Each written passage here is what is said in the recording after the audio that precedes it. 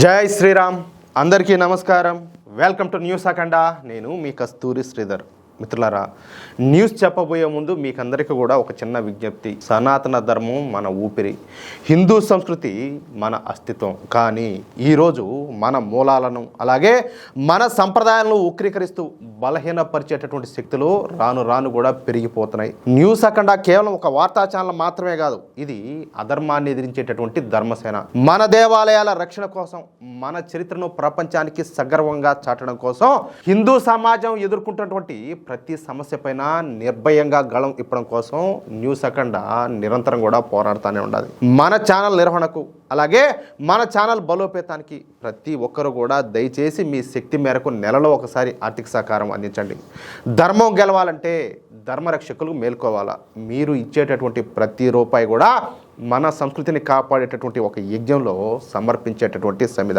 ఏ శక్తులకు తల వంచకుండా నిజాన్ని మాత్రమే నమ్ముకుని సాగుతున్నటువంటి ఈ ప్రయాణంలో మీరు ఇచ్చే చిన్న తోడ్పాటు మాకు కొండంత అండ. స్క్రీన్ మీద క్యూఆర్ కోడ్ ఉంటుంది, అలాగే కింద వచ్చేసి జీపే నెంబరు, పేటిఎం నెంబర్ అవన్నీ కూడా ఉంటాయి. అలాగే కింద కామెంట్ బాక్స్లో అకౌంట్ డీటెయిల్స్ ఉంటాయి. మీరు ఏ రూపంలో అయినా కూడా మన ఛానల్కు ఆర్థిక సహకారం అందించవచ్చు. ఒకవేళ మీరు ఆర్థిక సహకారం అందించడంలో ఏవైనా సమస్యలు తలెత్తితే అదే నెంబర్కు వాట్సాప్ పనిచేస్తుంది.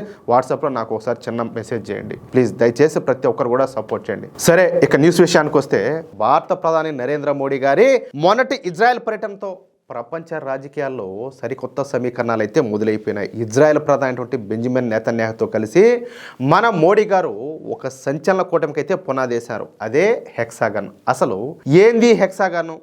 పాకిస్తాన్ ఎందుకు ఇంతలాగా కుళ్ళుకొని చేస్తుంది? మన భారతదేశం గ్లోబల్ పవర్గా ఏ విధంగా ఎదగబోతుంది అన్న విషయాలపైన క్లియర్ కట్గా ఈ వీడియో ద్వారా చెప్పే ప్రయత్నం చేస్తా. మీరు ఈ వీడియోను మాత్రం స్కిప్ చేయకుండా చివరి దాకా చూడండి, ఓకేనా? పశ్చిమాసియాలో తీవ్రవాద పరిస్థితులను అడ్డుకోవడమే లక్ష్యంగా ఇజ్రాయెల్ ఒక కూటమిని అయితే తెరపైకి తెచ్చిందన్నమాట. ఇందులో మన భారతదేశంతో పాటు ఇజ్రాయెల్, గ్రీసు, సైప్రస్, అలాగే యునైటెడ్ అరబ్ ఎమిరేట్స్, అలాగే సోమాలిలాండ్ దేశాలు కూడా సభ్యులుగా ఉన్నాయన్నమాట. ఈ కూటమిలో మన భారత్ అత్యంత కీలక పాత్ర పోషిస్తుందని చెప్పేసి ఇజ్రాయెల్ ప్రధాని నెతన్యాహు గారు స్పష్టంగా చెప్పినారు. అంటే ఆలోచన చేయండి, మన దేశం పవర్ ఏందో అర్థమవుతుందా? ఇది కేవలం కొన్ని దేశాల కూటమి మాత్రమే కాదు, ఇది తీవ్రవాద శక్తులకు అతిపెద్ద దెమ్మ తిరిగే షాక్ అన్నమాట. దీని వెనక ఒక పెద్ద ప్లాన్ కూడా ఉండాలి. పశ్చిమాసియాలో కొంతమంది గొడవలు చేస్తా తీవ్రవాదాన్ని ప్రోత్సహిస్తున్నారన్నమాట. అలాంటి రాడికల్ శక్తులను అడ్డుకోవడమే ఈ కూటమి యొక్క లక్ష్యం అన్నమాట. ఇక ఇక్కడి నుంచే అసలు మధ్య అయితే మొదలవుతుంది. మన దేశం ఈ విధంగా జెట్ స్పీడ్లో దూసుకుపోతా ఉంటే మన శత్రు దేశం అయినటువంటి పాకిస్తాన్ మాత్రం భరించలేకపోతుంది. ఈ కూటమి దెబ్బకు పాకిస్తాన్కు వెన్నులో వణుకు మొదలైందన్నమాట. దీంతో ఈ కూటమిని చూసి తట్టుకోలేనటువంటి ఉగ్రవాద దేశమైన పాకిస్తాను ఈ కూటమికి ఇస్లామిక్ వ్యతిరేక కూటమి అని చెప్పేసి పేరు కూడా పెట్టి రచ్చ రచ్చ చేస్తుంది.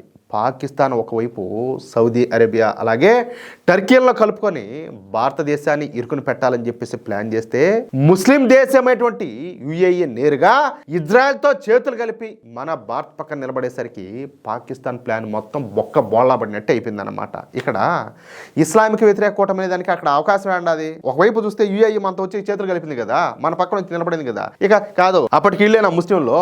యుఏఈ వాళ్ళు ముస్లింలు కాదా అంటాలే. అంటే వీళ్ళ మతం, ఇలా కడుపు అంట ఆ రేంజ్ లో ఉండదన్నమాట. తీరా ఏం చేయాలో పాలుపోక పాకిస్తాన్ సెనెట్ లో హెక్సాగన్ కూటమికి వ్యతిరేకంగా ఏకగ్రీవ తీర్మానం చేసి ఇజ్రాయెల్ను భారతదేశాన్ని అయితే నోటుకొచ్చినట్టు తిడతారు. ఎందుకంటే వాళ్ళ ఏళ్ళ కడుపు అంట ఆ మాదిరిగా ఉండాలి. పైగా సోమాలిలాండ్ ను ఒక దేశంగా ఇజ్రాయెల్ గుర్తించడానికి కూడా చూసి తట్టుకోలేక అల్లాడిపోతున్నారు. ఇక్కడ దీనికి కూడా ఒక స్టోరీ ఉండాలి. ఈ సోమాలిలాండ్ అనేది ఆఫ్రికాలోని సోమాలియా నుంచి 1991లో విడిపోయి తమకు తాము స్వతంత్ర దేశంగా ప్రకటించుకున్నటువంటి ప్రాంతం అన్నమాట. కానీ అంతర్జాతీయంగా ఏ దేశం కూడా దీన్ని అధికారికంగా గుర్తించలా. కానీ ఇక్కడ ఒక ఆసక్తికరమైనటువంటి విషయం ఏంటంటే, సోమాలియా కంటే వీళ్లకు గొప్పగా సొంత సైన్యము అలాగే ఎన్నికలు, ప్రజాస్వామ్య వ్యవస్థలు అన్ని కూడా ఉన్నాయి. ప్రస్తుతం భారత్ ఇజ్రాయెల్ కూటమిలో దీనిని చేర్చుకోవడం వ్యూహాత్మకంగా చాలా ముఖ్యం అన్నమాట. ఎందుకంటే ఎర్ర సముద్రానికి దగ్గరగా ఉండటం వల్ల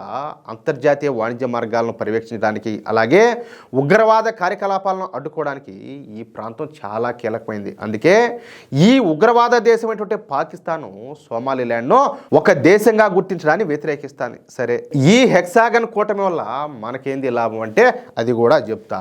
ఒకటి వచ్చేసి టెక్నాలజీ అన్నమాట. ఇజ్రాయెల్ దగ్గర ఉండేటటువంటి సూపర్ టెక్నాలజీ అలాగే అత్యాధునికమైనటువంటి ఆయుధాలు మనకు అందుతాయి. అలాగే ఉగ్రవాదంలో ఏరిపారేయడానికి ఇది మనకు బాగా పనికొస్తుంది అన్నమాట. రెండవది వచ్చేసి వాణిజ్యం. గ్రీసు అలాగే సైప్రస్ దేశాల ద్వారా మన దేశానికి సంబంధించినటువంటి వస్తువులను యూరప్ దేశాలకు సులభంగా పంపొచ్చు. ఇక మూడవది వచ్చేసి రాజకీయ బలం అన్నమాట. ప్రపంచ వేదిక పైన భారత మాటకు విలువ అయితే పెరుగుతుంది. అందువల్లే ఈ పాకిస్తాను ప్రపంచంలో నేను ఒంటరిని అయిపోతానేమో అని చెప్పేసి భయంతో అల్లాడిపోతాంది. మిత్రులారా, చూశారు కదా మన శత్రువుల కుట్రలను తిప్పికొట్టడంలో మన మోడీ ప్రభుత్వం ఎంత వేగంగా దూసుకుపోతుందో. ఇన్నాళ్ళు కూడా భారత్ను తక్కువగా అంచనా వేసేటువంటి దేశాలకు ఇప్పుడు దిమ్మ తిరిగేటటువంటి సమాధానం అయితే దొరికింది. ఈ హెక్సాగన్ కూటమే మన దేశ భవిష్యత్తును మార్చేయబోతుందనడంలో సందేహమే లేదు. ఇలాంటి మరిన్ని ఇంట్రెస్టింగ్ అలాగే విశ్లేషణాత్మకమైనటువంటి వార్తల కోసం మన న్యూస్ అఖండ ఛానల్ని ఇప్పుడే సబ్స్క్రైబ్ చేసుకోండి. వీడియో నచ్చితే లైక్ చేయండి, అలాగే మిత్రులకి అందరికి కూడా షేర్ చేయండి. జై శ్రీరామ్, జై హింద్, భారత్ మాతాకి జై.